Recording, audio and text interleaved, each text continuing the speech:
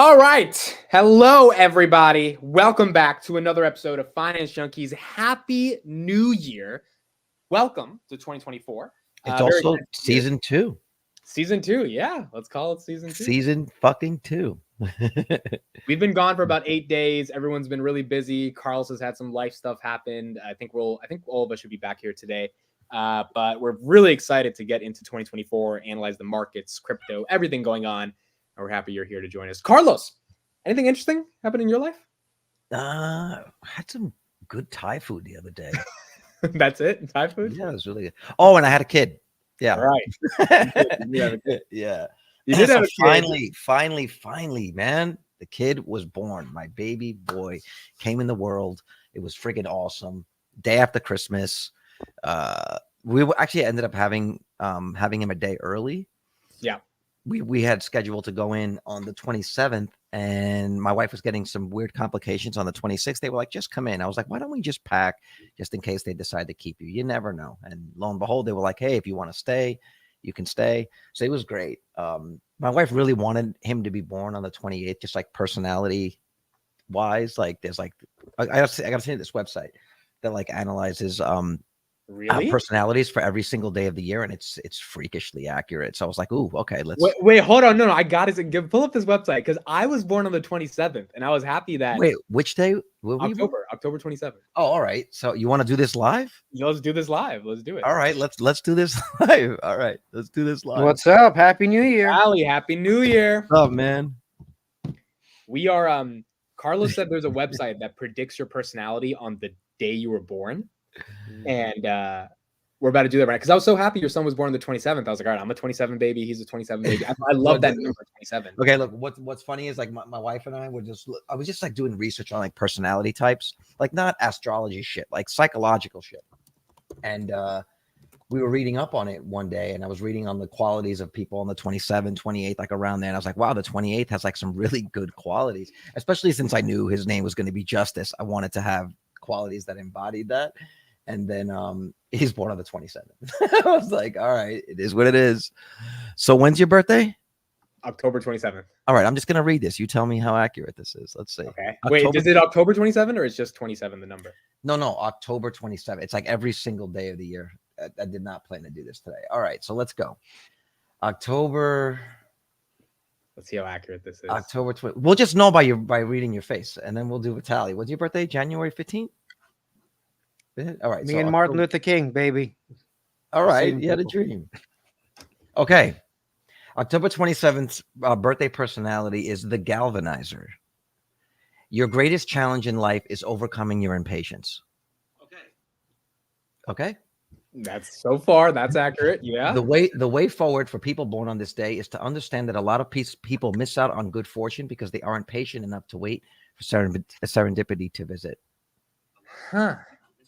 I'll read that again. Your way forward is to understand that lots of people miss out on good fortune because they aren't patient enough to wait for the serendipity to visit. Is that kind of this whole thing about you need to live in the moment and just let things happen? It is what it is. We can interpret what the word. I think I could interpret it as he missed Bitcoin at 15K and is going in at 45K. And he's dude, I'm so happy I'm into Bitcoin now. It's so exciting to be part of this. I'm like, I was gonna bring it up anyway, so might as well say it. But I've never seen 100K. Remember, I was clowning you guys on 100K. Fuck that. Let's go to 1 million. Wait, but do you not see that it? Okay, wait. But I don't want to switch topics. I'm just. It's just funny how much he's tweeting. How much he's tweeting. That is actually a great example of it. Missing out on a good fortune because you don't wait for the serendipity. And yeah, like now you're posting all about Michael Saylor, and I'm like, dude, he's old news. All right. He's like, guys, have you heard of Michael Saylor? Dude, I was like, wait a second, this guy sounds kind of smart. I was like, this guy. Did you know it was decentralized? Like no one can print more. Yeah, Michael Saylor only got into crypto at the peak at 2021 or something. Okay. Do VITALY. Do January 15th. Wait. No, here's Luckmaker. This is just about like general life. Okay. Luckmaker, let your intuition lead you. Your intuition will tell you when to be patient and when to act. Slow down, cool down, and listen to it. People born on October 27th are emotional individuals. They tend to react instantly and spontaneous to anyone or anything they encounter. Acting on their impulses comes as second nature to them, and their ability to excite and galvanize others with the intensity of their emotions gives them outstanding potential to lead and motivate others. Impossible to ignore, these people are at their happiest and their best when they are expressing their thoughts and feelings and influencing or directing those around them. Their decisions and opinions are undoubtedly driven by emotion, but they also have the intellect, communication, and practical skills they need to see their goals realized. Once their imagination or heart has been touched, they are quite literally unstoppable. Given their impulsive nature, it is not surprising that they are also prone to mood swings. A recurring theme in their life will be intense highs followed by intense lows. One of the reasons for this unpredictability is that beneath their outspoken, expressive exterior, there is often a fragile and vulnerable side that simply isn't getting the nurturing or respect that it needs. This is especially the case if getting the approval of others matters more to these people than anything else. It is therefore extremely important that they work on building their self-esteem, learning to listen more to their intuition, as their inner wisdom will be able to gently warn them when their emotions are blocking their potential for luck and happiness. Before the age of 25, the emotional impulsiveness of these people will be heightened, but after the age of 26, they are more likely to become less sensitive and more independent and adventurous. Whatever age they are, however, they will always follow their heart rather than their head, and they will feel things more deeply than other people. The key to their success will be to direct their emotional intensity and energy positively so that they don't galvanize but light up both their own lives and the lives of others. The dark side of these people born on this day is that they're reckless, insecure, and scattered. The best side of them is that they're exciting, energetic, and intelligent. We got to see what Cindy says about that. That's a real. I don't know. I'm just saying, like that's. So we were reading that website and looking for try to put find that website in the chat if you can't. I think a bunch of people want to read into it. Christopher Patel, Happy New Year. Happy New Year, up, guys. man? How's everything? How you doing, man? Oh, dude, I'm back home. Thank God. I love it. Where were The guy you was this on year? a trip from Brooklyn. Yeah. You went to Brooklyn? Yeah. This weekend, me and the wife, we had some time, so we ended up driving all the way to New York. I had to borrow my brother's car because he's got a nice big SUV, so we brought that, and we just basically emptied out a lot of stuff from my apartment because I'm selling it this year. So I figured now would be a good time to just get everything out of the way. So yeah, the wife came with me. She drove most of the way. I mean, normally like I wouldn't want to say that she's the passenger princess because she does most of the driving, but she drove like she was a champ the entire time. I just hung back. I was like, "Hey, babe, you want me to drive?" She's like, "No, don't worry about it. I got it." And we just we tag teamed it and we came back. I will say this: it's bittersweet to let the apartment go because I bought it when I was much younger. It's appreciated significantly since then, but it's not something that the city is not a place where I would want to set roots in. Wait, so you officially sold it? Is that Where was now that you've sold it? What neighborhood Well, was it? it's not sold yet. It's not sold yet. It's listed right now, but it's not sold yet. Okay. It's like right between Bushwick and Williamsburg. Yeah, that's a good one. And when did you buy? Yeah. So 2011. That's a good time to Yeah. buy. So I am I lived, getting in this right? Williamsburg before I moved, and if you had property in there and anywhere in the the early 2000s, the singles, bro, Yeah. it went up like 10x. Idiot, Yeah. I didn't So buy. am I getting this straight that you decided to move out of your apartment during New Year's? I mean, technically, I was already moved out. No one was there for almost like 6 months. So yeah. Were you But renting it? you stayed in the condo. You didn't visit family or anything.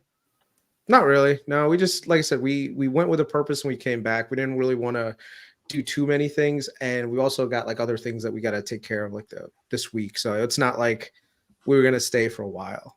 But I don't even have that much family left in New York. A lot of my family's moved out.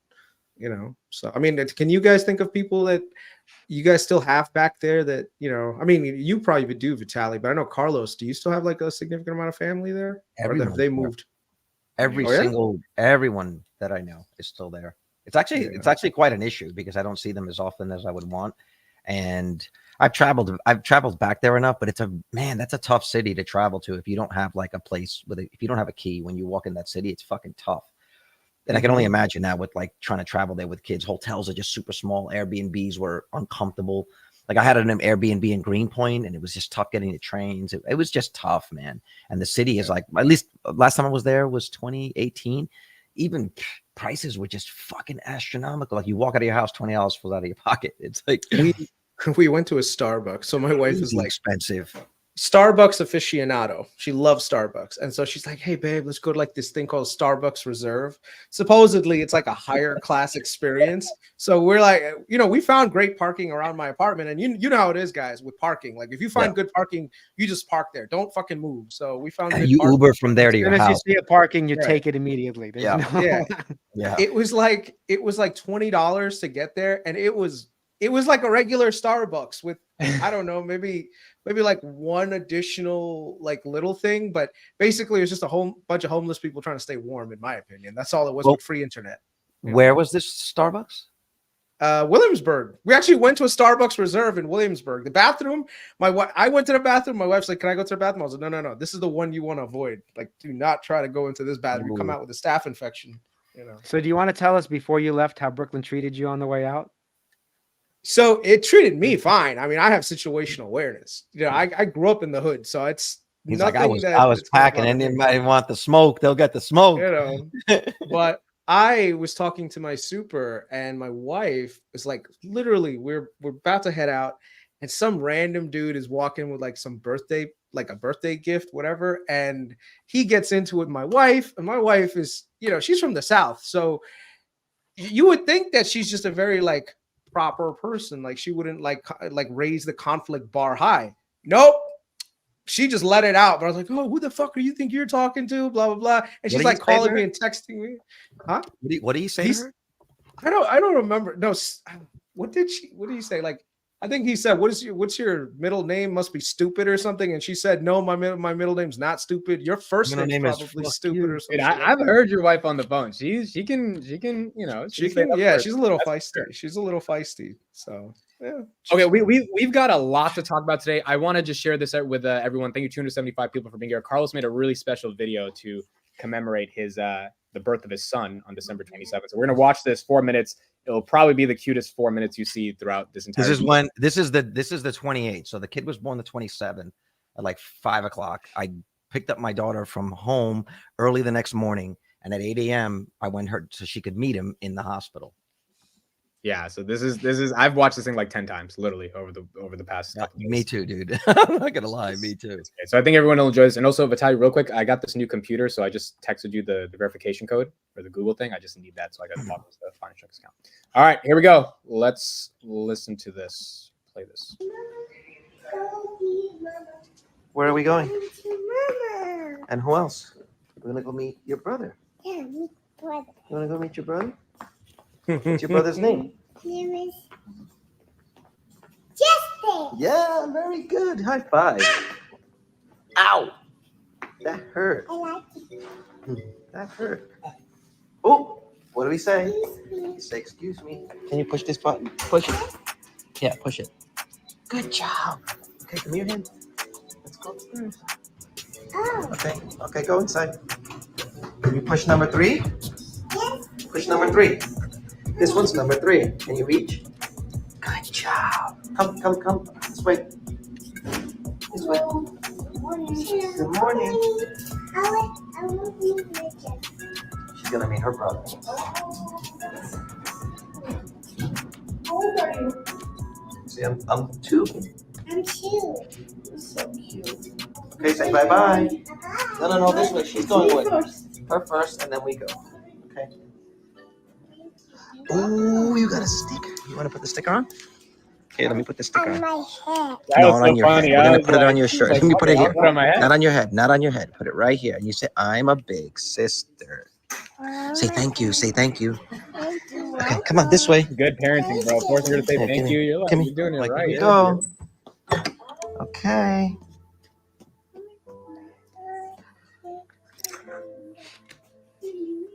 There he is. Cállame, por favor. Dime, dame. Carry you. Okay, espera. There he is. Don't touch him. You see him?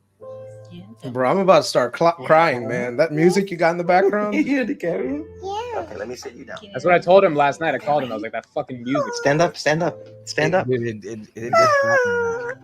Okay, don't be careful with him. Oh, yes. He's very delicate.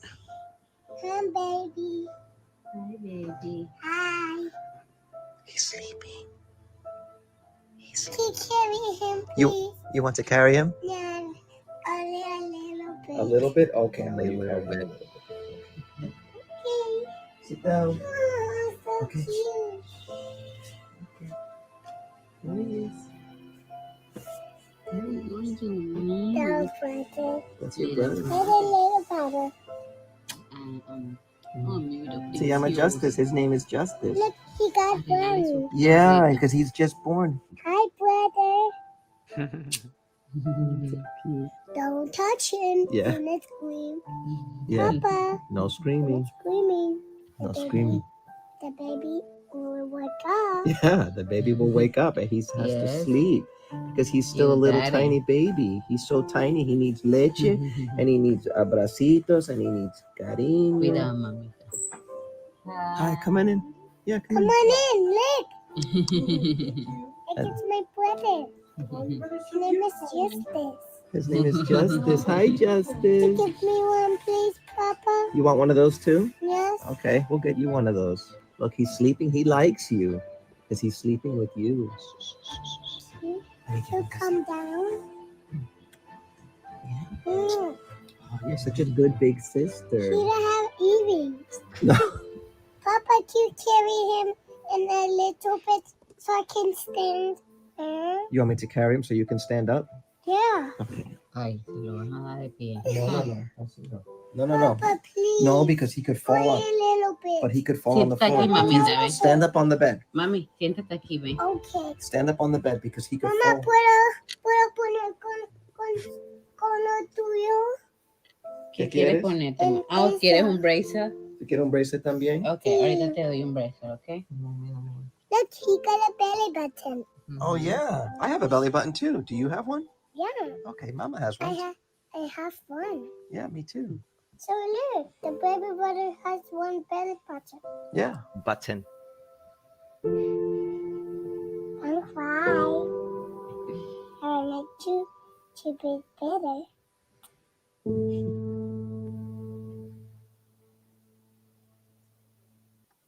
Oh, That's something, man. That's something. man. So basically, you won 2024, 2023. 2023 is your right at year, the end. brother. Right at the end. Pulled it out.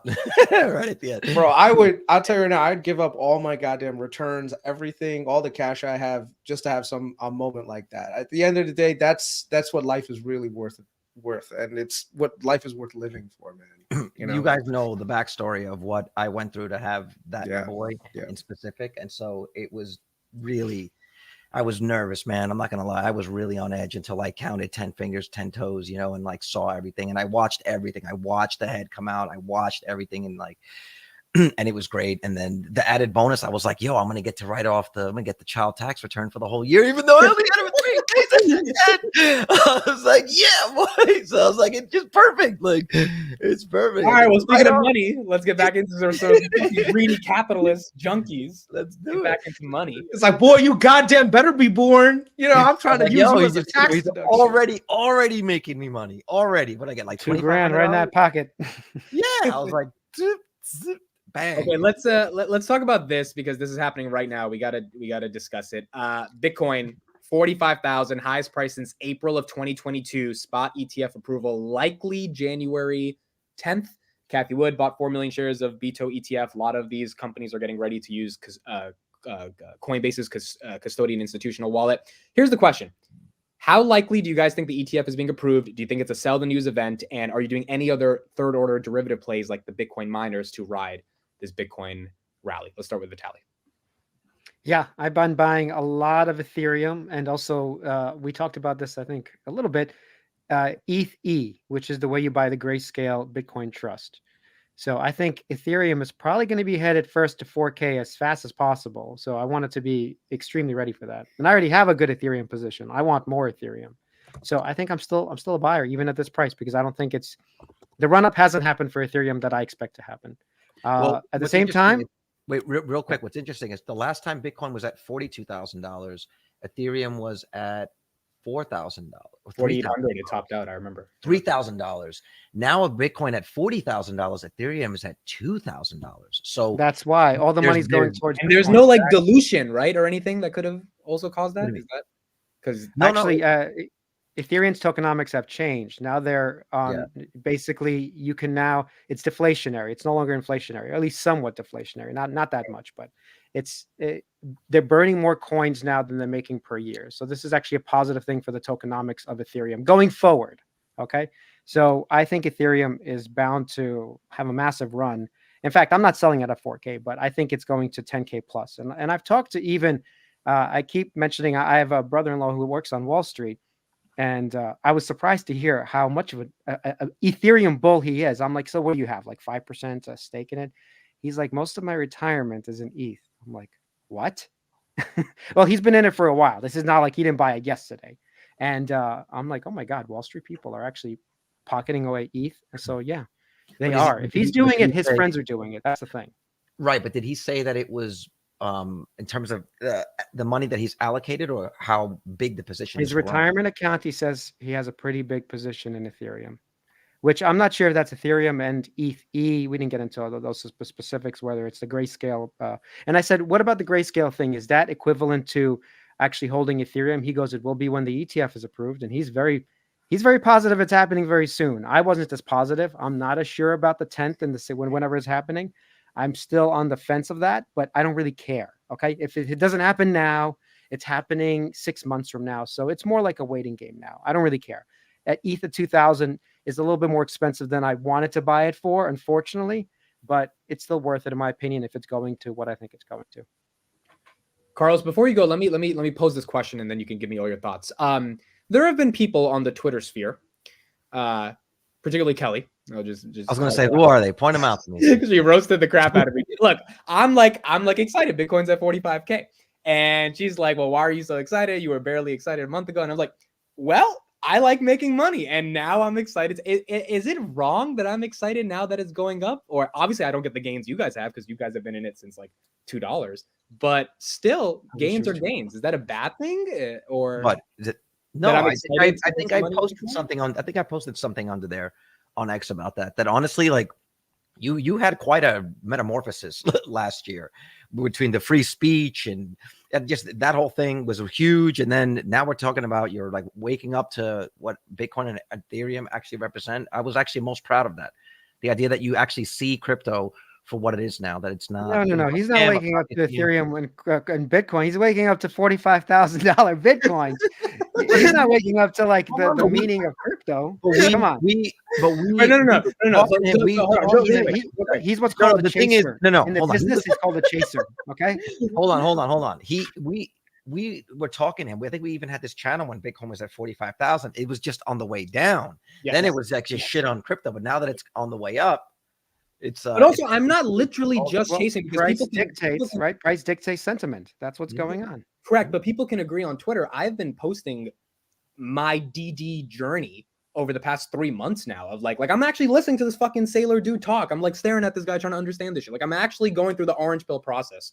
And I don't know if I'm completely orange pilled or not, but I'm trying to add some level of intellectual understanding of Bitcoin. There's another guy. Versus just like, oh, it's up, let me buy it, right? That's not really what I'm. It's a lot of that. From a like excitement perspective, but I actually can explain the thesis a little bit better than I think I could 3 months ago. So have you bought Bitcoin? Yeah. A lot? Have you bought a lot of Bitcoin? Not a lot. You should also listen to Raoul Pal.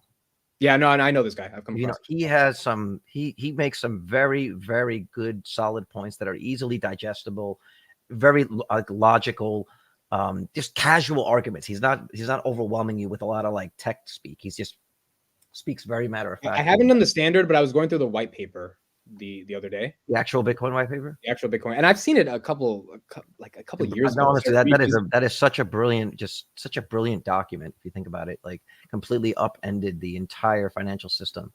Yeah, and dude, at the end of the day, look, if you perfect guys financial. if you guys are also correct about the thesis, and we'll get KRIS here in a second, I'm also on the side of KRIS, which is like some of these Robin Hoods and micro strategies are like, that's an opportunity that we should think about. So KRIS, let's get you in this. What do you think about what's going on with Bitcoin, and kind of how do you think about playing it, or do you just not care about playing any of the derivative plays? I'm still in the camp that I don't understand this enough to justify investing. I invest in businesses. So when it comes to me investing in something like this, it's just out of my comfort class. So I'd be the first guy to sell too early, and I'd be the first guy to buy it too high. So it's better for guys like me to avoid it and look for opportunities where I can actually understand things and I can actually develop some conviction. The last thing you want to do is buy into an asset class or a security that you have no idea what you're buying into, that you don't have conviction in, and then these guys have been in it for a long time. They're true believers. I'm not a true believer. So right now, if I were to buy, all I'm doing is chasing a price rather than chasing like a real thing that I could hold on to even with some volatility. Do I regret not having at least a few percentage points of my retirement portfolio in this thing? Yeah, probably. I mean, no one wants to be the guy who doesn't hold something while everyone else is partying. But I've discovered over time and over, investing that you don't buy things that you don't have conviction in. Otherwise, all you're really doing is just speculating, and that's never really turned out well for me. So I'm happy for you guys. I'm all about riding on your private jets if you let me on them. So I hope this shit goes to $1 million, because at least I'll know, hey, listen, you mind if I get a private jet ride with you guys? Honestly, the fact that you're not in crypto surprises me. And also the fact that you haven't, just even over the last year, just said, you know what, I'm going to sit down and really study this. I mean, you studied fucking the attendance of Disney cruises to figure out if that stock's going from 90 to 125, and you won't look at this other asset class. And it's shocking. It's shocking to me, because look, all the DD that you do is to find some level of predictability in the stocks that you invest in. That's what you're trying to do, some level of predictability. And based on that level of predictability is how you will allocate your funds. Bitcoin itself has a certain level of predictability. It's incredibly volatile now because it is an asset class that is designed to be $20 trillion. And it's not there yet. Once it's there, then you will truly see what the original plan for the asset class was. How about we get to 10 trillion first? But I'm saying that just even the market cap of gold, I'm just saying that it's designed to be an ultra high market cap asset class. We're not there yet. But if you look at any of those massive market cap companies, even if you look at like say Apple, it was a very volatile move on the way up there, and now it's pretty stable. It's the same trajectory that most companies go to when they transition from growth to value. And this is what's happening before our eyes. That is another reason why it surprises me that you haven't at least done the research and said, you know what, even say on my Patreon, I'm going to do a deep dive, try to figure out what this thing is, and then I'm going to give my informed, educated opinion on it. But if there are undervalued opportunities, right, like a Verizon there. Well, so KRIS, before you just give up on, maybe Bitcoin, you can say is getting high or it's getting, I'm telling you, look at Ethereum, even if you don't believe in Bitcoin. And if you did do the 1% thing, like we keep talking about, right? That 1%, 2% of a portfolio that you can lose. It doesn't matter to you. It can go away. Even if you did that now, and Bitcoin did go back to $20,000, would that really affect you at 1% or 2%? It really wouldn't. So, but the thing is, if it keeps going up over the next decade or 20 years, as long as you leave it alone, then it changes your portfolio drastically, right? See, my biggest challenge with something like this is if I buy into, like, let's say 1% of it, and I see it performing especially the other parts of my portfolio, then I'm going to feel like a schmuck. And I know my inner greed is going to come out and be like, man, I should probably just do like 3 and then 5 and then 10, and then I'll overdo it. So like I said, I've known myself as an investor, and the last thing I want to do is tempt myself into getting into this. And yeah, there are positive catalysts on the horizon, especially in the short term with regards to the halving at the same time as the ETF approvals. So yes, there are some catalysts that are baked into getting this specific asset to rise much higher. But me as an investor, like I said, at this age, I just want to sleep comfortably at night. I don't want to wonder more about it. And the DD that I would do on it, and I've done DD on it, it just has been more superficial, hasn't been the deepest level. I will say this, I did a lot more DD on Michael Saylor because I wanted, when someone pumps something, you could look at the asset class, that's fine. But you also want to see the guy who's pumping it to see, like, is this a credible person? Like, what does he see that other guys don't? And I think to a certain degree, he's an MIT grad, right? He developed micro strategies, an entrepreneur, he's a founder. He's got a lot of, he does have credibility. He's not the type of person that just puts information out there to bullshit it. He's not I don't think he's a scammer where he's just trying to like raise the price of this and then eventually dump it. Because if he had done that, he would have done it way sooner and then bought back in again. This is not the typical scammer. This guy is the true believer. So you think he genuinely believes in Bitcoin, Michael? Bro, yes, he held that yes. shit all the way from 70 back down to 15, buying more. He's one of the top holders of Bitcoin now. And he was in margin. He was in danger. He was in danger. He was on all. He went full Elon on this thing where he could remember Elon, he almost lost Tesla and SpaceX, but kept investing in it. He would have lost. Dude, he he got margin called, he would have lost everything. And that's the thing about guys like this. They're true believers in this. And I look, I'll say congratulations to you guys. Keep it going. I hope this thing gets to $1 million. I am more than happy to sit on the sidelines of this thing. I'm looking at some other things on my plate, but who knows? The other thing I'm not a fan of, and I'll be honest, it's the whole, and I still believe this, that it does enable a lot of criminal activity using it. To a degree, there are some parts of it that make utilitarian sense, but I think the utility is fraught with a lot of danger. So to me, it feels like, hey, maybe this is not an asset class that I truly would believe in. So it's just hard for me to do it. That's all. So no, that makes sense. But the one thing that you're saying is actually important. So not many people will hold it to $1 million a coin, even though I believe it's going there. My plan is to exit way before that ever happens because I feel like I can retire sooner than waiting for that, even though I might keep a small portion, obviously, because, for the what if scenario. But my plan is to retire. It's not to wait for crypto and Tesla and Enphase to hit these astronomical numbers. At some point, I want an exit package and I want the island. That's it. Like I don't need the additional 10x on top of the 10x or whatever. So to AMIT, the fact that he's chasing, he has to know, I said this on Twitter, he has to know where he is in this game, because as soon as it pumps and it goes to, let's say, the six figures we're thinking of, over 100,000, are you out of it or you're truly in it for the $1 million, the big prize after 10, 20 years of waiting? So I think AMIT is not in that big game. I think AMIT is in the, let's see if this pumps to double, triple, quadruple, and let me get the hell out. So as long as you know where you stand, you have to execute on that plan. I think me and Carlos made several mistakes I've been in since 2012. The several mistakes is never knowing when to quite exit. And now I have a clear exit strategy. So that's important to have in this. The problem with the mistakes that we made before is that even though we believed in the asset class, we were not as educated on it in terms of its cycles.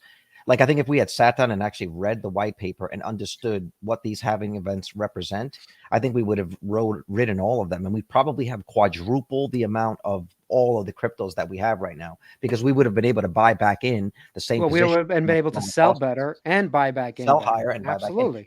That's why I think with crypto, it's a unique. So you guys would have been able to time it, essentially. You can time it better because you start to see the indications on the charts of we're at a top here. And I hate to say it, but you go back to the rainbow chart and you look at that, you're like, we're in the fucking red. It's time to right now we're in the red.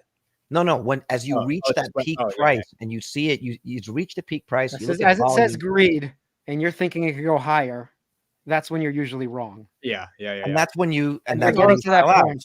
So in this case, I think that you can be a long-term holder that wants to wait for the $1 million crypto, but there's two ways to get there. You can ride it all the way up and ride it all the way down and just wait, or you can actually sell most, if not all of your position at where, six figures, somewhere where you feel is the top.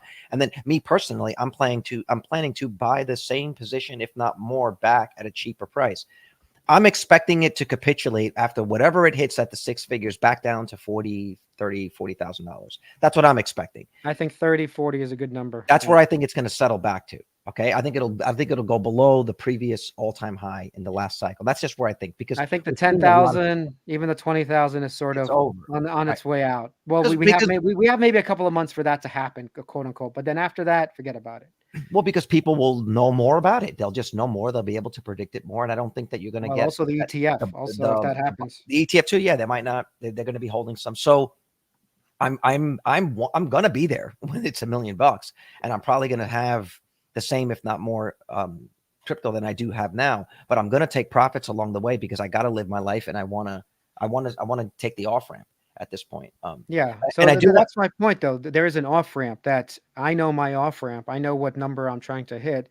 AMIT, since we're talking. What is your offering? Can you describe your exit strategy? Like 20%? Yeah, I mean, I was waiting in the last round for over $100,000. That's what I was waiting in the last round, and we were a little bit too early in that. Yeah. In that we didn't understand the peak had hit at 69,000. It was obvious in retrospect, obviously, but even if you look at that rainbow chart and other indicators, 69,000 was a pretty good place to take a lot of profits. Okay. I took most of my profits when it went under the 10-week MA, all right, the moving average. That's when I started to take, but I've already missed the $30,000 plus gain on each coin by then, right? Because I didn't understand the peak at hit. So now I'm still waiting for that 6-figure profits between 125, 150, somewhere around there. I'm basically out of crypto. I might keep a little bit just for the big what if, but if it goes to 200,000, if it goes to 225,000, look, I feel, yeah, I missed out on some of it, but I'll also have my island, as somebody else pointed out. So I won't feel too bad about it. You know what I mean? So I know where my off ramp is. I need it over 6-figure. Piggybacking off of what he said, crypto for me is unique in the sense that I size the portfolio position based on the return that I want. Like Tesla, I'm just trying to accumulate as many shares as I can, right? Innovix, SoFi, these smoke, I'm just trying to accumulate as many shares as I can because I'm not really sure what the trajectory is for the company, nor am I sure of the time frame. So I just want to be able to have a bunch of shares so I can make mistakes selling, right? And still have a good number of shares. Crypto's different. I said to myself, what do I want? $2 million, $3 million, whatever it is. And I'm like, what do I need to be holding today so that I can get that at 100,000 or 125,000? And then I start to allocate the money to DCA to that number. Do you understand? And that's why I wanted to circle back to something KRIS said, because last night I went on our Discord and I saw some messages that I hadn't gotten back into, and somebody was asking about a Bitcoin allocation, and I want to dip my toes in and whatnot. And we've talked about having this 1 or 2% allocation. That's something that honestly, with crypto in particular, I disagree with. I disagree with using a percentage of your portfolio as the indicator of how much to invest into Bitcoin, because like what KRIS just said, if you put $1,000 into crypto and it 10x's, and you come away with 10 grand, you're going to feel good with the 10 grand, but there's going to be this empty feeling of what the fuck, I missed out on something. So what I would say is, what's worked for me is to say, how much money would be either life-changing, or how much money would it be to pay off my car or pay off whatever? And then allocate from there and say, if I lose it, it's fine. But for me, the 1%, 2% thing, it didn't work out. I said to myself, what do I need to pay off my home, my car, this, all loans, whatever it is, what do I need to just be done? Okay. How many Bitcoins is that? Okay. Let me get to work. Yeah, once again, you're conflating two different things, because KRIS can buy Verizon and still pay off his home. So you're thinking that's the wrong way to think. You believe more in crypto, so you will put more into that. He will put more into Verizon. My point was always, just have 1% that you don't care about because you don't want to buy crypto. You don't want to be in a crypto. What you're saying is like just buy, no, but the reason buy, why, buy 1%.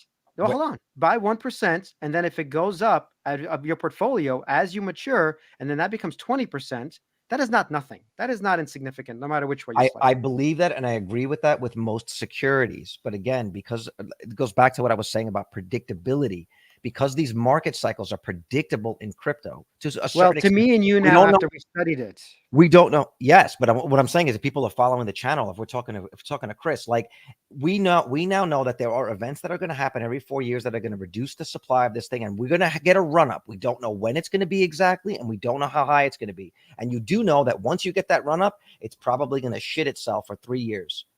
That's what we do know. We don't know where in the 4 years it's going to peak. We don't know what's going to trigger it. But even if you know that, you have to have conviction on that. And someone like KRIS and I have not been through the rainbow. Then you have to wait the 2 years plus. You have to wait the 2 years. You have to wait the years. But I'll tell you, but the thing is, it's like, this is where I agree. You put 1% in there. Like, if you want to if you really, and TJ says this, if you really want to follow Palantir or Enphase, you got to buy fucking 10 shares.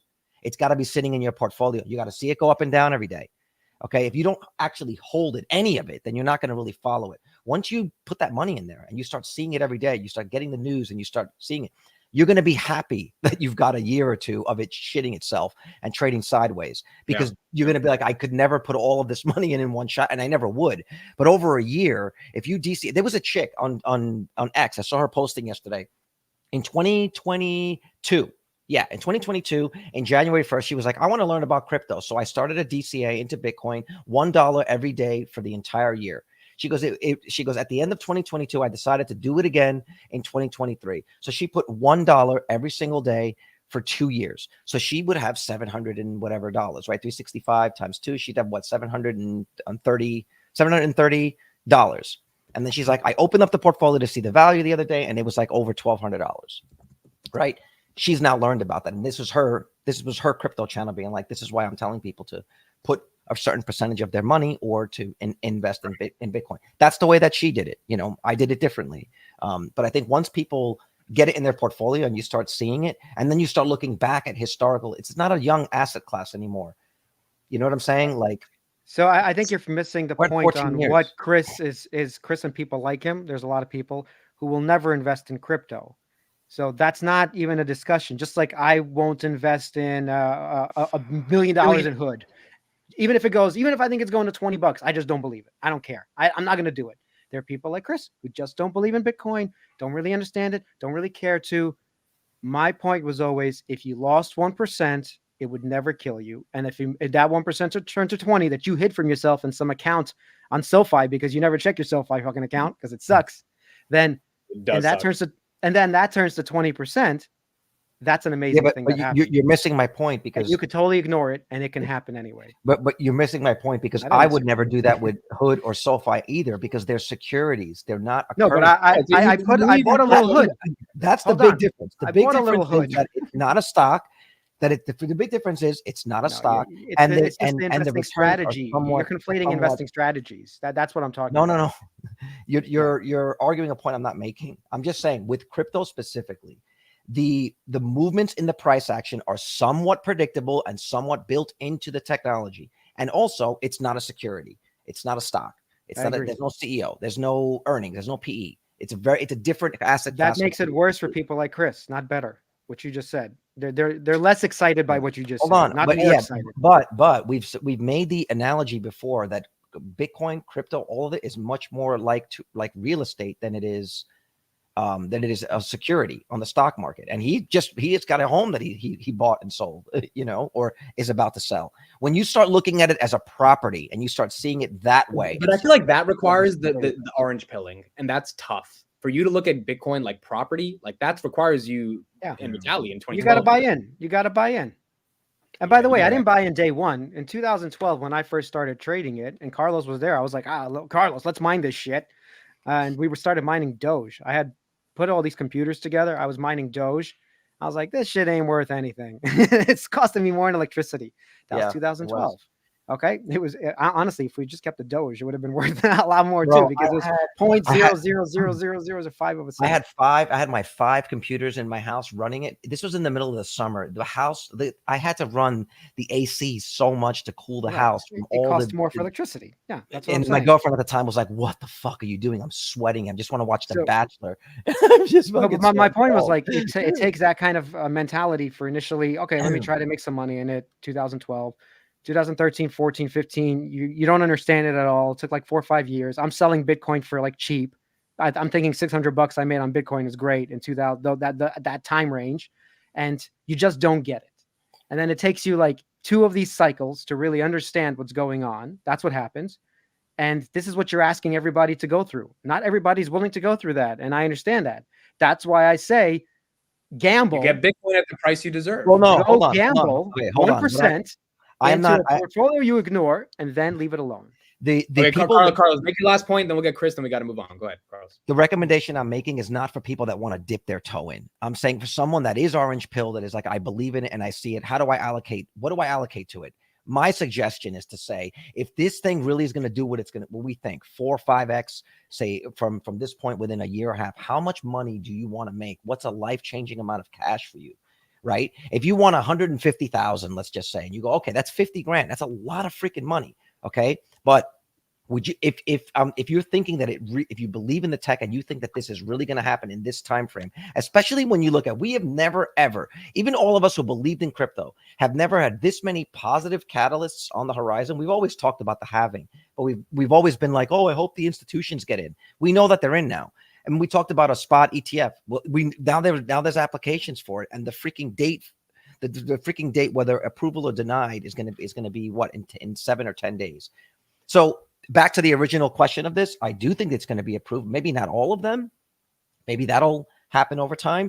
But I'm thinking this is just my personal opinion. These guys have been trying to figure out a way to control this asset class, and the technology just doesn't allow them to. So they're going to do everything they can to control the price of it while they can. And that's why I think you're seeing all of these inflows right now. It's that positioning for it to eventually be approved. I would be surprised if they're all fucking denied in a few days. I wouldn't be surprised. Here's a weird question, and this is something I never really understood. What a couple of my coworkers, they've been mining Bitcoin. I mean, they were mining Bitcoin a while ago. I mean, during COVID, they were mining that. One of them even has this thing where it's like how do I describe it? I forgot he told me about it, but basically it's like an antenna that he has outside, and as people go by, it does something, and basically are you talking about revenue for. There is another crypto network, I forgot what it's called, but you basically connect to their network and it gives you coins when people are using the network. Is that the one you're talking about? Yes, yeah, I forgot what it's called. I forgot the name of it. Yes. Yeah, but I mean, this guy does, and these are like really smart people. That's not Bitcoin, though, by the way. That's not Bitcoin. The one thing I never understood, because they bought all these GPUs. They bought 3060s and all sorts of crazy GPUs. And then when the price of Bitcoin dropped, Helium. I think it's called Helium. There you go. Yeah. So they stopped mining. And so I asked them, like, wait a second. So just for reference, when the price of Bitcoin is higher, you mine it, but when it dips, you don't mine, because those cards are depreciating anyway. And the electricity that you're using, just think of it as you're getting cheaper Bitcoin at a cheaper price, because the cost of electricity is definitely going to be there, but you're generating that Bitcoin, which means that eventually when the Bitcoin price does appreciate, that means that all that investment in electricity is going to pay off anyway, right? Whereas if you just keep your rig off during the low price, that means you're just basically wasting space. So am I correct in that they should have just left? You're correct, but for real miners, the hard part is they have bills to pay for the electricity. So that's why they start shutting down their operations. So that's a negative effect. The price affects those miners from making actual profit, which they shut down their miners, and only the big boys are left still mining. But you're right about the mathematics. If you can continue mining and saving it, then yes, eventually it recovers. Bitcoin has recovered all the time. It's recovering right now. So like that's the thing that I don't understand about it. So like, let's say you buy all these ASICs, right? Because that's what the mining is. Like, it's no longer the GPUs. Like, you can't really make too much money on the GPUs anymore. You have to do it with ASICs. And so all these people, they buy all these crazy like ASICs rigs. I mean, I did a pretty healthy dive into which one is it? Damn it, the one that Jesse is investing, Cleanspark, because they have a facility in Dalton, we can talk about that a little bit. So. And that one is supposed to be like clean energy, using clean energy to generate Bitcoin and all the stuff. So my thing is, if the price of Bitcoin drops, do they just stop mining? But then, like, what does that mean? Does that mean that when they do mine crypto, they have to like generate the electricity and sell? Because they also have reserves too. So doesn't it just make more sense to just buy crypto as an asset instead of mining it? Yeah, can one of you, Carlos or Vitaly, explain the mining, I guess, business model? It's all about the electricity price. If you get free energy or as cheap as possible, it makes sense to mine it, to keep mining it. And I think Cleanspark was one of those that stayed operational. Hut was another one. There's a bunch that stayed operational. We're talking about, I'm not sure which miners went out of business or stopped, but some of them do take off their less profitable rigs, because as these ASICs mature, they're not all profitable at some point, right? So As that happens, they have to buy new hardware. So it's also a hardware thing, not the electricity. They have to keep buying new hardware because now you're competing against other miners who are buying better hardware. So there's two things at play. But you're right. If you can hold on to that Bitcoin and wait, eventually you will make money on that Bitcoin. But not everybody can do that. That's what I'm saying. So you guys are going to laugh at me. But in my younger age, when I was a lot more stupid, I mean, stupid, young, naive, whatever. You got to say a lot more stupider. I invested in this company where it does like contract mining. And basically it was in a mountain. It was like in a fucking frozen area. And they had like, it was like this video that this Russian, I think they were Russian or some sort of like Baltic you gave your money state. to Russians? So I got some money off of it. I actually made some money. Like you just described the plot of a GTA. That sounds like a GTA. I forgot what this thing was called. Like I was looking for it, but basically they had like this video. I was like, man, you know what? Maybe I should invest a little bit of money. So I gave like $2,000 for it, and I did get some Bitcoin, but then I sold it right away. I was like, oh, this is great. I made some money. So, how many Bitcoins do you remember? Huh? I don't remember how many Bitcoins. It wasn't much. It wasn't much. Look, to understand the whole thing of mining, compute power, electricity, you got to understand what the miners are doing with those computers. Okay, they're all fighting to use their compute power to be the one that handles and verifies the transactions that happen. Why? Because that's what generates your cut. So imagine it like, let's just put it like this. Because this is, I think, important to understand what the miners are actually doing. So then you understand, then the argument of the miners, the electricity costs, and the hardware upgrades make sense. So let's just say in one 10-minute segment on the blockchain, there's 100,000 transactions, and you've got a bunch of computers that are on the network. Now those 100,000 transactions need to be done, executed, and verified. Right. And then the blockchain needs to be updated. Now, there's a bunch of computers that are fighting to be able to handle as many of those transactions as possible, because at the end of those 10 minutes, right now, it's 6.25 Bitcoins will be created by the network, and they'll be paid out to percentage wise, proportionally to the people that did the work to verify those 100,000 transactions. So if you have more compute power, you might do 30,000 out of those 100,000, which means you're going to get 30% of the Bitcoin reward that's created. So the more power you have, the more of those transactions your cluster is going to do, the more Bitcoins you're going to get. And who determines how they get the Bitcoin? Is there like a committee? No, you have to. So it's actually a math problem that they're solving. Okay. Yes. They're actually solving a math problem. Once whoever solves that problem first is the one that verifies that transaction. So it's a race for whichever computer can do that first, solve this mathematical problem. And that's built into the technology that the blockchain rewards them the Bitcoin. So your computer, technically, you have very low probability, but you at home can have a tiny, tiny chance of solving that problem. But these guys have, millions of dollars worth of equipment to beat you at it. Right. So that's why there's this whole race for hardware and faster ASICs. So it's not only about the transactions and verifying that, it's actually just solving this complicated math problem.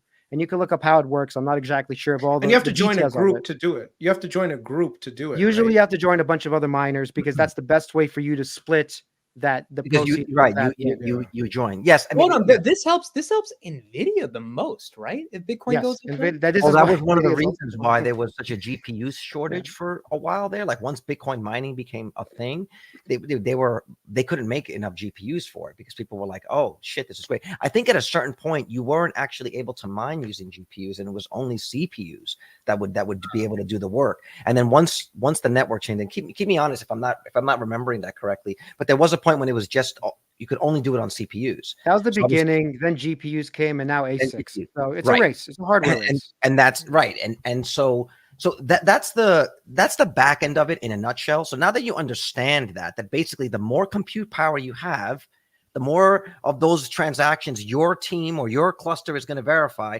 the more of that 6.25 Bitcoin that's created by the network, it's released onto the network every 10 minutes is going to go to you and your team. Right. And then that's what you can use to then sell it for fiat and fund your operations. You can buy more computers, you can pay for electricity. That's why you see, and so electricity cost is huge. So you see a lot of these miners putting themselves next to renewables or in third world countries where electricity is a lot cheaper, because that is your biggest cost, is the fucking electricity to run the machines and then cool them, right? When the miners get the Bitcoin, does it go on their balance sheet? Like how do they How does that They get it right in their computer, right Yeah. into the right. So Your the wallet is miners that connected. do the best job getting the Bitcoin, they're the ones that theoretically their stock should be They start higher because they they get more start Bitcoin. they basically start getting paid out in Bitcoin. Now, but it's not realized gains. It's going Right. into like a wallet, and that's now they can sell that and Well, fund their operations.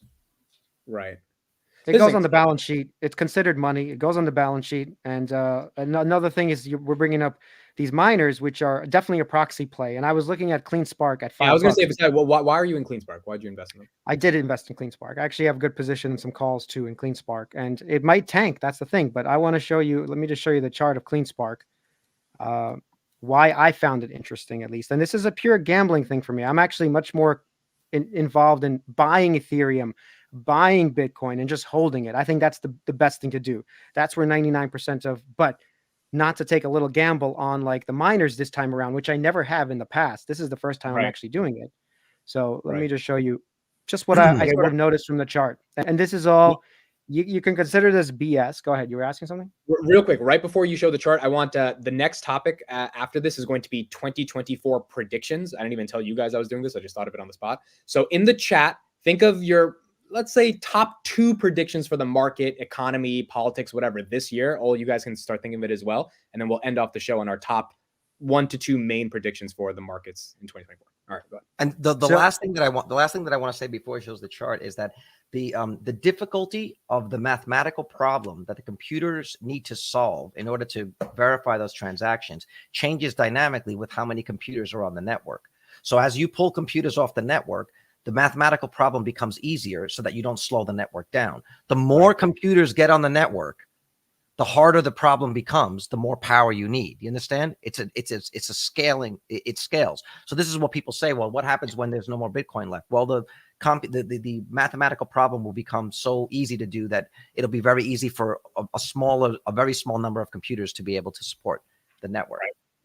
Well, no, you still need a lot of computers. You're wrong about that. You need a lot of computers to support the network. And what they're going to be getting is, instead of these mining rewards, they're going to be getting the verification transaction rewards, which are basically payments. When you do a transaction, that's what these miners will be making. And those fees will start to go up, not be lower, because they have to make the same amount of money that they're getting from free money by actually getting these block rewards. So I think the tokenomics, we'll see how that plays out. That's 100 years from now. I'll be long gone out of Bitcoin. And I don't know how this experiment will end, by the way, but I'll be gone. So the last Bitcoin will theoretically be mined in 2140. So yep, I'll be retired. We're gone. We're gone, and I think even my kids will be gone by 2140. Yeah. No one's going to be around for that last Bitcoin. If the monetary system survives, then the miners will still be getting paid for just this verification and exchange of value, basically. But by then, you could see a world where by then 1 Satoshi would be like $1. Have the spending power of like $1, and it's like a millionth of a Bitcoin right now. So a Bitcoin would be $1 million, and nobody would be holding a single Bitcoin back then. It would be ridiculous. Or it would seem ridiculous. The billionaires of the world, and maybe Satoshi Nakamoto's family will got a couple of them on the USB drive or whatever. All right, I'll just share this real quick, just because this is more of a gamble for me, not a big position in Cleanspark, but I just noticed that the chart was, we top. I was waiting here, actually. That's why at $5, I was like, do I buy in? Is it going to continue going? I didn't buy in at 5 when I was watching it. It went above 10, and that's when I started to accumulate, because I think as long as we hold this $9 somewhere around there, I think the next level for Cleanspark, it's a very simple bet, is around $20. And then after that, if it goes up, it's $40. And this all has to do with Bitcoin and Ethereum going up, because the whole premise is I believe in Bitcoin and Ethereum. So that's why I'm betting on this, because this is just a proxy play where I can maybe faster double my money with this proxy play than I can with just holding Bitcoin. But that's all it is. This is a small, tiny bet. And that's what I see in the chart. Okay. Let's do go ahead. Last thing. No, I think I too will be making a bet on Bitcoin miners for the first time in this round. And to speak to Chris's I guess his investment thesis around it in terms of investing in proxy plays, the miners to me make the most sense to invest in, even over MicroStrategy, simply because they are the most tied directly to the price of Bitcoin, because they're getting paid in Bitcoin and they're helping to mine Bitcoin. So for me, it's not so much about who's a custodian of it. These guys are actually mining the shit and they're getting paid in it. So for me, it's a more direct proxy play that I feel comfortable with. And if you even, you know, like you saw on the chart, you're looking at say a 2 or 3 or 4x from here, depending on how you're looking at it, at this like $11 range. But if you look at the chart, it's a wedge. And so we could very easily come and break back down. And if we break back down and we get back to the $4 or $5 level, and you're looking at $40 as a peak price, if we get some sort of ETF and after the halving, what is that? That's an 8x. That's an 8x in a relatively short period of time. That's not to be laughed at. That's some life-changing fucking returns right there. That's but available. also this is why I'm investing in miners too, because first of all, I see this as a thing. I bought a bunch of miners, like only Cleanspark. That's the only one I have. I didn't buy Hut or anything else. If it goes to 20, I immediately sell half my position, by the way. Like Get there's your no initial holding it. I'm getting my initial capital immediately back. And I do think it's going to go to 20 in a Bitcoin bull run. I think that's going to happen. But whether it gets to 40 and above it, yeah, okay. Jesse's talking about 60, 70 bucks or whatever, possible. But that's why I have that half a position for totally free. I don't have to worry about it. I got all my money back at 20. Let's see what happens with Bitcoin. If it goes to 6 figures, yep, Cleanspark can go to 40, 50, 60 bucks. Yeah, can happen. Agreed. All right, let's end it off on this. Here are the futures right now. It's a green market. Bitcoin's up, crypto's up. We'll see what the first day of trading looks like tomorrow.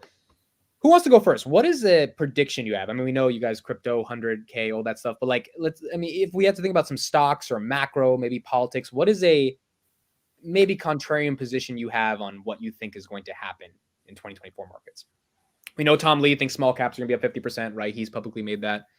Chris, let's start with you. Any thoughts you have on state of the markets 2024? I think we are going to continue to see the disinflation trend. So just take a look at this. This is the Truflation data that's just showing crazy amounts of disinflation happening this month. A lot of it is being led by food and beverages. Housing is spiked a little bit, but that's not something significant. Transports are making their way down. You know, gas prices are manageable. Utility prices are coming down because natural gas prices are okay. And then even on the Cleveland Fed side, you're seeing the same thing. So it's not a one. It's not just like a unipolar thing. So you can see here, even the Cleveland Fed right now, their PCE numbers and everything are starting to come down significantly. So, you know, we could see some continue to see disinflation happen, which does give the rise.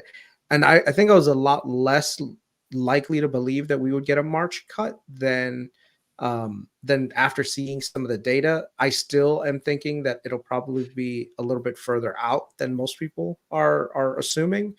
But 2024 is going to start to see rate cuts and then followed up by probably more rate cuts in 25. I think housing is going to be pretty flat going in the next probably decade, which means that that'll probably add significantly to the deflation / disinflation narrative, in which case the Fed will be able to kind of like comfortably sit at a 2.5% federal funds rate, which means that there's a lot of businesses right now that have been sold off because of the higher rates. And I'm starting to to me, it just seems like a no-brainer. A lot of these businesses will be able to refinance at better rates, and the valuations have really taken a deep dive. And yeah, You think it's going to be a good year? You think 2024 is still going to be a good year? You know, I think we may have some volatility initially just because valuations on some of the stocks and sectors have kind of gone a little haywire. And there could also be some kind of small black swan event that leads us to, you know, panicking, like in the market panic selling. But those will just be buying opportunities in the market rather than, hey, sell everything and just sit on the sidelines for a year. You know, like 2022 was a year where I think we did see the recession. I'm not so sure that we see a recession. So a lot of people who are, oh my God, we're going to get a recession in 23. And then they pushed it to 24 now. And now they're pushing the 24 recession narrative. I'm like, bro, I think we already had the recession in 22. I don't necessarily see the recession. But then again, everyone's always talking about how every time the yield curve's inverted in the past, we've always had a recession and X, Y, and Z. So I'll keep my eye open because that's just who I am. But I don't necessarily see a recession in our future at this point. And so I'm comfortable investing in this market. And I will hedge my bets just to be on the safe side by investing more on quality rather than high flyers. So, so the portfolio is going to look good. I've had a really good 2023. A lot of my positions are up. Some of them I want to sell, but I'm at a point where I don't want to. I'm planning on buying a house now that I have some capital coming in from the other house. I mean, from my sell, but I want to wait at least that 1 year mark at this point and just get the tax-free money for long-term gains. And the other thing is, a lot of people don't know this, but if you are married, you can sell long-term capital gains up to $90,000 tax-free. Yeah. Like, I don't know if you guys know Hold that. on. A home, Yeah. you can get up to $500,000. So No. I'm not talking about a home. I'm saying stocks. no, but Stocks your and home bonds. currently that you sold. Oh, yeah, You are yeah. married. You're not Yeah. paying any taxes on that money at all. No. I'm not paying any taxes. No. The house is separate. I'm talking about securities. Real that I estate have. people, still good. Yeah. That's the one good thing. And especially if you're buying something new, then you can just take the money and move it to that. So I forgot what the term for that 103 something. Well, no, was. a 1031 exchange is only for investment. You're not an investor, Yeah. but as No, a it's primary homeowner, residence. Yeah. primary residence, up to $500,000, I believe, when you are married, tax free. Yeah. Yep. Before I go to Vitaly and Carlos on their predictions, Chris, any one stock you want to make a little prediction on, whether it's Nvidia or Tesla or Palantir or Robin, anything? Verizon. I'm gonna stick to Verizon. I think Verizon's a undervalued company. I think it can get much higher than what it is today. I think it can get back to not all-time highs, but pretty close to its all-time highs in the next couple of years. And $50 that's and- basically. yeah, and the thing is, the options are just so cheap, man. Like I've been doing the math on it, and it's just like Still? this makes no Still sense. cheap? Still super cheap. I mean, the ones that me and like that I put on the Patreon, those did fucking phenomenal. The ones that we did with $32 call buys and the $42 call sells, but they were leaps. So those are doing phenomenal, which just means that now whoever has them, just hold them shits to the expiration, and you guys will make 5x on your money. But I'm still looking at some of the ones that are a little bit further out, and it's still super cheap. Like it makes no sense that Verizon's calls would be this cheap. So you have a call on a company that helps you make calls, essentially. yes. Oh, someone clip that. And yeah, Too long, clip dude. that shit. Oh, Clip Come on, I that need a terrible vote shit. here, bro. make that a YouTube short. Stat. All right, Vitaly, give me some juicy predictions I can hold you to for 2024. Well, I mean, we've talked about everything we think is going up. I think crypto's going to go gangbusters. If not now, fine. End of year. Who gives a shit? I've waited 4 years. Okay. I don't care if I have to wait another one. But I'm going to give something. Well, I'm going to give two things. One is Amazon. I think Amazon's going to go to all-time highs, and I'm going to make a lot of money because I've got a lot of calls and shares in Amazon. So I think that's happening. But I'm going to go even crazier out there. Okay. My big bet for 2024 is Pfizer. Whoa! Okay. Do you actually have a real position in it, or you We're have all a- gonna get sick. You have a real position?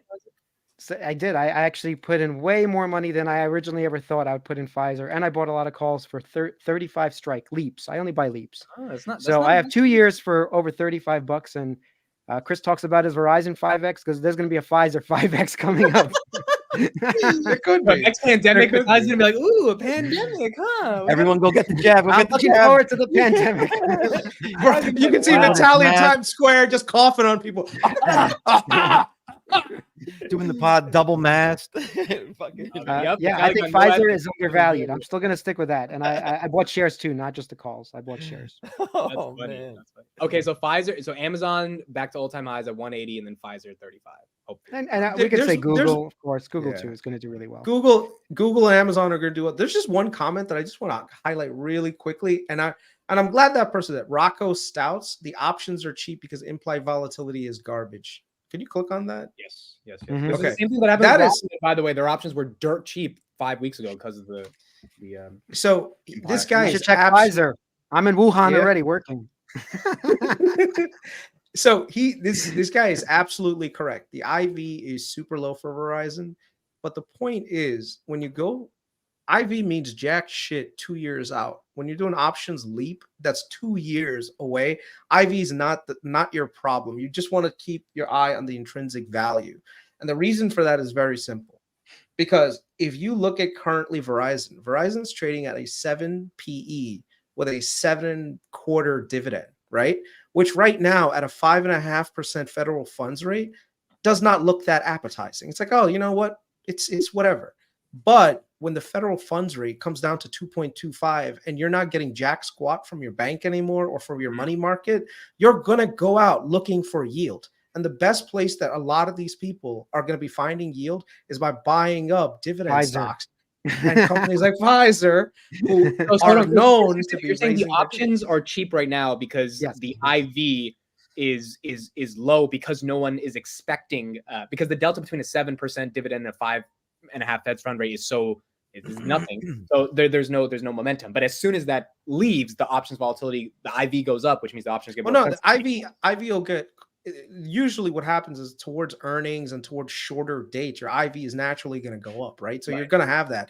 So IV doesn't matter if you're trying to do options that are too far out. Like if you're doing a 2-year leap, it doesn't matter. In Right. my opinion, I don't look at IV for something that's way further out than that. If you're looking at something like a three-month options contract and the IV is absolutely crazy, you should be selling options. You know, if when IV is muted, that's when you should be. Then why buying. are the options cheap on Verizon? I don't know. That's the whole point. That's what I'm saying. The market is mispricing. They're also low Yeah. vol stocks. So as soon as it Yeah. goes down, everybody thinks it's going to be down, and they're usually Yeah. wrong, by the way. Right. So Yeah. for 2 years for it to even be at 30 was stupid. Like that was not going to happen, you know? Yeah. And there's also structural changes with the business. There's also other due diligence that I've done on them. They have a growing FWA business, which I believe is growing at like almost a 40% CAGR per year, man. So, well, like I said, Verizon's a simple math problem that can be solved very easily, and you could literally 5x your money without doing much. You know? Okay, Carlos, your big prediction for 2024. I think I'm going to pull a page from Tom Lee. Outside of some massive black swan event, or China invading Taiwan, or something going wrong with the war, I do not see how we have a bad year in 2024. The problem is that everybody knows it. It's kind of like you make money when you're right about something, and a lot of people that have a lot of money don't know that, so that when they FOMO in, you've already, they're splashing their money on your position. But I feel like everybody knows it. We got an election year, and these Bitcoin bull runs are really usually good times for the market. So I feel like if you just look at some of the companies, I got some charts here to just look at. This is what we're looking at right here. Let's look. We also have a bunch of super chats you didn't call out. I'm going to do it right at the end. So this is Bitcoin, and we've talked about Bitcoin enough in this episode, but Bitcoin wants to explode. Okay, this is the Amazon chart. Amazon is freaking skyrocketing right now. You might not see it because it's still below its all-time high, but I do think it makes a new all-time high this year. Look at Apple stock. When you zoom out, look at where fucking Apple stock is right now. Vision Pro's coming out this year, bro. It's going to be game-changing. We're going to have their app store. People are going to start to see, oh my God, the amount of money that they made on the previous app store. This stock's going to fucking explode this year. Look at Tesla stock. Tesla stock has basically been trading sideways for a few fucking years. I would actually go on record as saying that I think this is the year where we start to see the fatigue with hating Elon. I actually think that that's going to start to die down. These things happen in waves. Jeff Bezos was the most hated guy forever. Zuckerberg went through it for a few years. And for various reasons, people just got sick of hating them. And I do think that this Twitter thing, the acquisition of Twitter and the hating of Tesla stock will seem passe. And I do think Tesla also wants to fucking explode. Look at Google. Google is also looking to revisit an all-time high. There's a lot of people that bought down here, man. And I think Google's also. What is your prediction then for? So my prediction is if you just look at these companies, we're in an election year. Okay. Markets tend to generally do good on these years. And I think there's a lot riding on this election going really well. To Chris's point, inflation has not really been what we thought it was going to be. I don't think we're going to see this recession. So again, in my opinion, outside of a black swan event, I think we're going up. The problem is it's a very cautious ladder up, because I think everybody feels the same thing. So any little pullback, I think, is going to be amplified by people thinking, okay, this is the rug pull. Okay, this is the rug pull. Okay, this is the rug pull. And it's not really going to happen. And well, as Tom Lee likes to say, we climbed the wall of worry. That's the only way bull markets work. So it's when people aren't sure and it keeps going up. Yeah. But I mean, in 2020, we had a wall of worry, but there was also like this euphoria. And I think people saw markets honestly as a Was there a wall of worry? I remember we were buying shit stocks left and right. We weren't worried. That's what I'm saying. We weren't worried. It We're was like, you bingo, and- BNGO, baby, 10,000 into pick that any shit. 4 fucking letters. Just make any 4 letters. Throw $10,000 in there, and then get an ATM machine. You know, Get 2-3x out. Leave. we have not had a year like that in a while, and I don't think 2024 is gonna be like that. No. But I'm just saying, you look at these massive companies, and you look at what their trajectory has been on. It's been quiet and silent, and I think now that we're going into this election year, I don't see how they don't do whatever they got to do in the background to make sure we don't see a recession. But I do think because everyone's kind of in on it now, it's hard to position yourself, right? It's like trying to get to the front row in a concert. It's really hard to get to the front now because everybody's rushing the stage at the same time. But I think we're going to be fine. I am trying to allocate as many shares in the companies that I've been investing in. I probably won't open too many new positions this year, but I think this year for me is the year to get a massive share count or a bigger share count in these companies that I've been building for a while. Okay, so before we wrap it up, by the way, we do have a Patreon and a Discord, me and Carlos, called Freelancer Finance. And Chris has a Patreon. Of course, you just put that in the comments. So, and Amit, I'm sure he has something, but it's more important you focus on Amit us has today. Amit has a Venmo. has a Venmo. Big joke. He puts up his fucking. Yeah, everyone's Patreon is in the description, so make sure to check it out. Chris and VITALY Discords are in the Patreon as well. So if you guys want more of the finance, It should be in the links below the video. I assume Amit puts them there all the time. Yep, they're there. Yep. Okay, real quick, last thing. Any political prediction 2024? Just to say it today, and then we'll because we're gonna cover the election because channel's gonna Biden grow. wins again. Biden wins again. Trump wins. That's it. Okay, Biden so we got wins. Trump, Biden. So I much don't is know. riding on that- I so think much is Trump riding on maybe. that I think Trump board. takes Vivek and they become a team, and they. No, I think it happens, bro. I think Trump and Vivek. he's not. That would actually be a smart move, but I don't think he would do that. Why? You think Trump is too much of a He doesn't. ego? He- He doesn't. there- okay, there's a Control thing- freak. People that have cats would understand this. There's a symptom that veterinarians call only cat, which is like the cat wants to be the only fucking cat. Any other cat that you introduce where you think, oh, maybe I'll get him a friend, they attack the other cat. They just want to be alone. And Trump is an only cat. He doesn't want to share. Why do you think he got Mike Pence, the most boring, would stick up his ass guy he could find? He could have had an outspoken VP, right? They could have amplified. No, he wanted to be the only one. It would actually be a smart move to get a guy like Vivek because Vivek could say some of the things that maybe he wouldn't be able to say, right? Yeah. And that's what you want in a VP is someone that can kind of be more of a loudmouth and you could be like the voice of reason. But no, I don't know. Oh yeah, Trump, the voice of reason. I remember that. What do you mean? No, what I mean is like he can be the contrarian. The guy can be even more outspoken. Like Trump would never say Every video I was like, something- this guy's reasonable. Clorox, that compared to- sounds good. The idea would be yes, that would be the idea that compared to Vivek, he would be like, I'll keep him in check.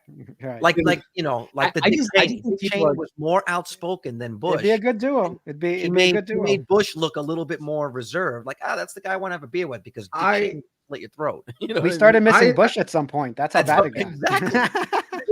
I think what we'll see is Nikki Haley takes the primary for the Republican No election. way. And No. then Nikki at- Haley. on top of that, it'll be Biden versus Nikki Haley.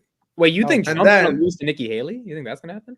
I think that there is going to be some really weird things throughout this entire process that are going to be playing out. That I don't disagree. And the but- only option that's going to be left is Nikki Haley running on the Republican side. And so many Republicans are going to just say, fuck that. I'd rather not vote than vote for Nikki Haley for all the shit that they're doing to Trump. And then Biden just wins by default because everyone just dislikes Nikki Haley. I'm sure Nikki Haley has her supporters. Well, but, let me ask you you a know. question. Okay, let me ask you a question. Supreme Court's got to vote on whether or not the 14th Amendment can be invoked to keep Trump from the ballot. Okay, what do you Yeah. think? How do you think the Supreme Court's going to? I don't know. See, that's the thing. Some of them were Trump appointees. So, if you think about it. All right. So 2 of them. By were the way, Trump before you appointees. answer, I do think that was the play.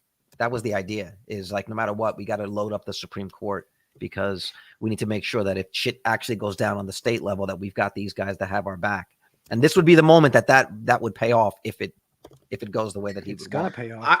I don't know. I think that courts can drag this out into the election year to the point where it'll be so late into the cycle where this gets decided. And then at that point, Trump's primary, because I mean, you think about the entire time, there'll always be this hanging question whether or not he's going to be in the general. And I think that alone will probably derail the thing. And bro, I'll be honest, this is going to sound really conspiratorial, but I'm sure that the cabal is going to come out and say, look, if you don't run for president, if you drop out, we'll make all these charges, we'll make everything disappear, we'll make all your tax problems go away.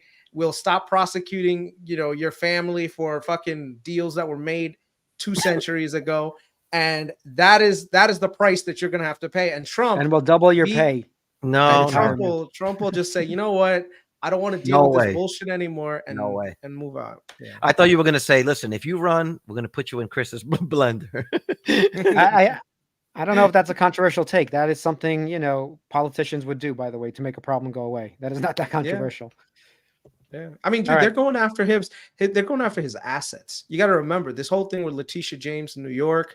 Dude, Trump's empire is being slowly eroded away. At the end of the day, he's a businessman. He understands that just because I win the presidency doesn't mean that my empire. I mean, who wants to see their legacy, their empire that they built, completely get wiped out for some political aspirations? At the end of the day, at some level, Trump is probably going to say, hey, none of this shit is worth it if I end up losing all my money, if I end up going to, the poorhouse. I mean, look at what happened to Rudy Giuliani right now. Rudy Giuliani, I think the court, the people they asked for I'm saying they asked for 63 million. The jury fucking awarded them 120 something and bankrupted the guy.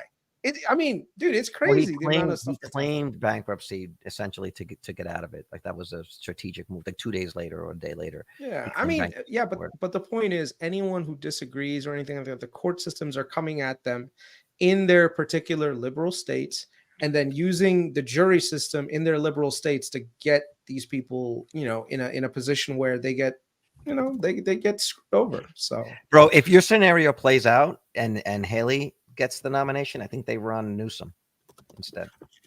No, I think they'll just go with Biden. This is Obama's 3rd term, and we're probably going to see another 4th term of Obama. That's it. That's it. The cabal is being run. Obama's in the background making phone calls like, hey, listen, this is what I need you to do. This is that's going to happen. He joked about that with Colbert. I mean, he did. He said it. He did. So, I mean, Amit, what do you think as the youngest guy on the panel here? What do you think? I think Trump's going to win. I don't think people are voting for Biden. I think KRIS is right, though. They could be interfered with, and that could definitely happen. But I think Trump's winning, dude. I do not think Biden can't campaign. No one likes Kamala Harris. People like Biden, but he can't talk. I think Trump's going to win. I don't know anyone that really likes the guy. I think they say I agree. It's always he's the least he's better than the other guy. He's better than Trump. Yeah. Dude, even Obama doesn't fucking like him. Like when you see them interact, like Obama's like this fucking guy. Yeah, Obama sons him. Obama gives him the pat on the head. Dude. I think the Democrats made the most idiotic decision not putting Gavin Newsom on there, because even if Newsom would have lost, it would have been way more competitive against Trump than Biden. I think it's not. But maybe I'm wrong. Maybe there's a lot of ways this could play. There's a lot of ways this could play out. But all right, well, we got the whole new year to figure that out. So. All right, let me do super chats really quickly. We got VC $9.99, some new end phase for the new baby. I love it. That's awesome. Scott $2. Haven't seen y'all in a while. Please keep it up. Thank you, Scott. VC had 2 super chats. Let me just read them real quick. Wait, hold on. You didn't like Amit's Christmas 6-hour special? That wasn't enough for you? It's 6. I think it's like 4. Me and Steve, dude, by the end of dog years on this channel, 250 people were listening to me and Steve argue if Hershey's is better than Snickers for the last I don't know. So hold on, I went on your stream right in the beginning. I'm like, oh, they're doing a stream. Cool. I go to dinner. We go out. We take a walk. We play with the kids. We come back. We have sex. And this guy's still streaming. Wait, so you were having sex while I was streaming? Well, right, we're watching you on the big screen. It's during. Good. As long as it's a very kinky household. It's weird fetish. Okay, VC, watch out for the new P2P finance app coming to the market end of Q1 to compete with Cash App. The big things happening in fintech. Catch you guys down the road. Amit knows what I'm talking about, and he's talking about APCX. This is the ticker symbol. So for those that are interested in that ticker symbol, check it out. Thank you, VC. Thanks guys for the super chat. It's crazy. Real quick, Carl. Freelancer Finance Discord too. Yeah. I'm not sure who you are if you're called VC on it, but hit us up. Real quick, Carlos, your 30 seconds, then we'll get to KRIS. Last thing, China US endgame on Bitcoin. What do you think's gonna happen? What is the China US endgame? China banned it. The US hasn't banned it. Say what? No, I don't think we're gonna see China. China banning, but China also holds a fuck ton of Bitcoin. It's like it's not. So China will make money off it somehow. That's they will, and I do think eventually it is going to be an arms race in terms of holding the most number of Bitcoin. I do think that there's going to be some adoption. It's not going away, and so I do think the country that holds the most of it's going to control the price. And as more and more countries move to that, that's going to give them another lever to pull in terms of foreign policy. Okay. Last So thing, Chris. Got it. One thing I'm keeping my eye on is cocoa prices. Oh my Cocoa. God. Yeah. So Chris Cocoa called me about prices, this shit. yeah. This was him explaining why Hershey's was down. This was great. This is good analysis. Vitaly, if you got to go, you got to go. Probably 5 minutes on this, but go ahead. So y'all Alright, didn't you believe me guys when it finish came up. to. I'll see you later. Happy New I'll see you Year. tomorrow. Bye. So just like five just like- feastables. just like Wingstop, the input prices of Wingstop, the wings went up like crazy. And so that was one of the things that impacted profitability for Wingstop, right? Hershey's, if you look at the price of Hershey's stock right now, it's in the same exact position right now. So if you look at Hershey's, they're trading at a pretty significant discount to what they usually are. And it's not like their business is dying by any means. Everyone's still eating chocolate, but the price, their main input, which is the cocoa powder that comes from cacao, is really high. So they've been able to kind of eke out some margins from shrinking the size of the chocolates and confectionery treats a little bit. But when prices of cacao start to come down, because right now the reason why cacao prices are high are purely weather related because of where cacao is grown and everything else. There's not really a demand problem. It's just more, well, technically it's a supply and demand problem. We could see the reemergence of Hershey's to a higher amount. I'm not as bullish as I was on Wingstop with regards to this reversal, but you can see here that they have a pretty strong business. There's only three main businesses that do chocolate and confectionery treats at this level. One is Nestle, another one is Mars, and the third one is Hershey. So, and you can see here that last quarter they had a pretty good quarter, and they still got sold off. So, still growing revenues, net income is good. So this is a cash flow machine that can do very well. So just keep an eye on it. And for everyone, what exactly is Coco Futures? Just to make it clear for everybody. Cacao, like you don't know what cacao is? Like that's where chocolate comes from. I thought it's cocoa, but you're saying a technical term is cacao, is what you're saying. Yeah, cacao. So cacao comes in this giant pod, okay? That grows on this tree, cacao trees. Let me show you what it looks like. So I got it. I'm pulling up cacao trees. Yeah. And so what happens is they take the cacao seeds, you break the fruit open, and you extract the seed that's in there, and that seed comes with so that's what it looks like. And so what happens is they crack those things and you get something called a nip, and then you take that nip and you crush it. You can turn it into a concentrated like mix, and then that's what chocolate is essentially. This is like how it turns into. Wow. And so you're saying the futures on these have been lower, which is why Hershey's has been fucked, not because of Mr. Beast necessarily. No, it's been higher. So what happened is the input cost, the cacao prices have gone astronomical because of weather-related problems in West Africa, which is where majority of the cacao comes from. So that's the issue, So. Gotcha. So what did you guys do for the actual, ball drop midnight thing? Where were you guys? I was driving. I didn't really do much. Oh shit. Me and the wife were at a hotel, it was like I think the Hampton Inn or something in Roanoke, Virginia. And we just like cheers. We went to sleep. Like same. What about you, Amit? I was on a Zoom date with Kelly for like 4 hours.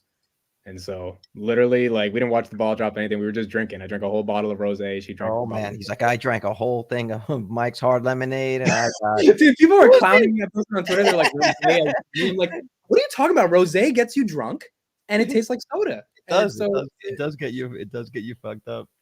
We just like talk for 4 hours and drank. I did not care to see the ball drop. I did not care for like I don't know. For me, like I would never want to go to New York City when the ball drops. I feel like that's not exciting. Even though the whole world thinks that that's like the place to be. I've done it twice in my life, and I would say do it once. It was great. I did it once at 22 years old, and then once when I was in college or something, and it was awesome. It's a great experience, but it's So it's worth it. You think that's worth yeah, it? yeah. Like I did it one year. It was like a really romantic thing that I did with a girl that I was dating. It was nice, and then I did it 1 year when we were in college. But I was on 23rd and 6th, so we just like walked uptown, jumped the fence. We were there, and then we went back to the dorms. It was great. But now you've got to get there at like 5 a.m. the day before. It's a whole mess to get down there. It's kind of a waste. But I would say do it once. It's a nice experience, and I don't know how cold it was, but it was like freezing our year. It was cool.